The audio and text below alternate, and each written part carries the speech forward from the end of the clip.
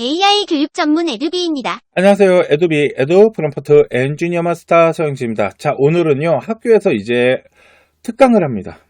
창체 시간이라 그래서 특강을 할 때, 특히 특강 시간에 이렇게 초청 강사님이 오실 때가 있어요. 뭐 교수님이 됐건, 저도 진로지나 이제 설명회 같은 걸 하기로 학교에 가서 진로 시간에 아이들에게 강연회를 하는데, 이렇게 초청 강사가 왔을 때 학교에서 소감문을 써서 내라고 합니다. 힘들죠.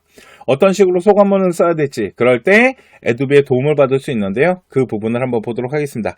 에두비 바로 가기를 한 다음에 프롬프트 창에다가 어떤 특강을 들었는지, 그리고 어떤 내용이었고 무엇을 좀 배움이 있었는지까지만 알려주면 됩니다. 한번 보도록 할게요.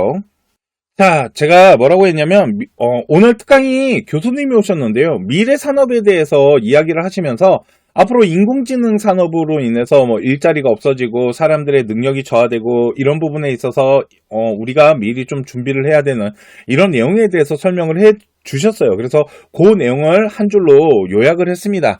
자, 그 다음에 프롬프트 엔지니어링에 가시면 수행평가가 있습니다. 수행평가를 클릭하시잖아요. 그러면 여기 특강문 소감이라고 있어요. 그래서 그대로 베끼라는 게 아니고요. 어떤 형식으로 특강문을 쓰면 좋은지 그 부분을 좀 보고자 하는 건데, 우선 특강문 소감문 작성에 이게 또 1, 2로 돼 있거든요. 우선 1을 한번 돌려보도록 하겠습니다. 자, 그러면 특강 핵심 주제에 대한 첫 인상과 그리고 주제에 대한 부분에 대해서 요약을 하고, 이론과 배운 점에 대한 부분들, 그리고 느끼고 그걸 통해서 내가 나아가고자 하는 방향성, 그리고 이제 결론에 대한 부분을 이렇게 정리를 해주잖아요. 그러면 다시 말하지만 베끼려고 하지 마시고요. 한번 읽어보면서 내가 가져가고자 하는 방향성들에 대해서 조금 참고를 하면서 새로운 소감문을 좀 만들면은 도움을 받을 수 있겠죠.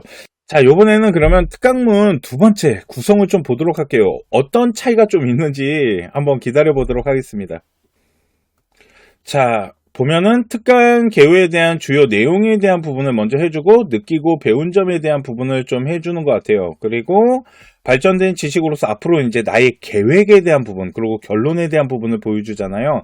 그러니까 위에 나와 있는 특강 같은 경우는 이제 특강에 대한 요약과 그 이론을 배운 점, 그리고 느끼고 그걸 통해서 이제 소감문을 했다라면, 아래쪽에는 이제 주요 내용에 대한 거와 느낀 점, 그리고 발전돼서 앞으로 나의 계획이 조금 다른 것 같아요. 그리고 결론을 내줬잖아요.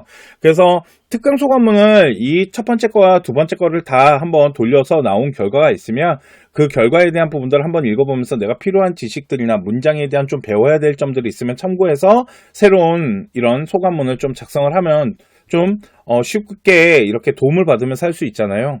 그래서 한번 인공지능 에도비를 통해 가지고요, 특강 시간에 만약 소감문을 제출을 해야 된다면 한번 이렇게 코칭을 받으면서 한번 이용해 보시는 것도 좋을 것 같습니다.